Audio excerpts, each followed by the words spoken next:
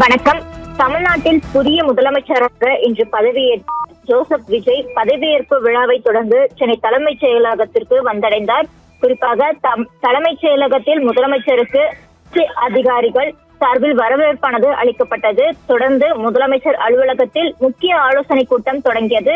இந்த ஆலோசனை கூட்டத்தில் அமைச்சர்கள், முதலமைச்சரின் தனி செயலாளர்கள், தலைமைச் செயலாளர்கள் உள்ளிட்ட மூத்த IAS அதிகாரிகள் பங்கேற்றுள்ளதாக தகவல் வெளியாகியுள்ளது.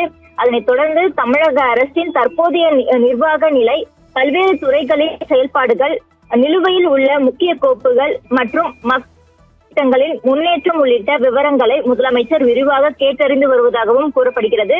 அதே போல முதலமைச்சராக பொறுப்பேற்ற உடனே ஜோசப் விஜய் 3 முக்கிய அறிவிப்புகள் மற்றும் திட்டங்களுக்கு கையொப்பமிட்டிருந்தார்.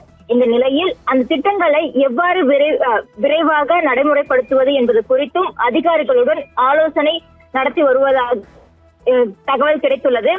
தொடர்ந்து அந்த திட்டங்களுக்காக நிதி ஒதுக்கீடு, செயலாக்க கால அட்டவணை, சம்பந்தப்பட்ட துறைகளின் பொறுப்புகள் உள்ளிட்ட அம்சங்களுக்கும் இந்த கூட்டத்தில் விரிவாக தகவல்கள் தெரிவிக்கப்பட்டு வருவதாகவும் தகவல் கிடைத்துள்ளது. குறிப்பாக மக்களுக்கு அளிக்கப்பட்ட வாக்குறுதிகளை விரைவாக நிறைவேற்ற வேண்டும் என்பதில் முதலமைச்சர் தீவிர கவனம் செலுத்தி வருவதாகவும் கூறப்படுகிறது. அதே போல முதலமைச்சராக பொறுப்பேற்ற பின்னர் தலைமைச் செயலகத்தில் நடைபெறும் முதல் அதிகாரப்பூர்வ ஆலோசனை கூட்டம் என்பதால் இந்த கூட்டம் அரசியல் ரீதியாகவும் நிர்வாக ரீதியாகவும் முக்கியத்துவம் பெற்று வருகிறது. குறிப்பாக இந்த ஆலோசனை கூட்டம் கடந்த 1 மணி நேரத்திற்கும் மேலாக இந்த ஆலோசனை கூட்டம் தொடர்ந்து நடைபெற்று வருகிறது.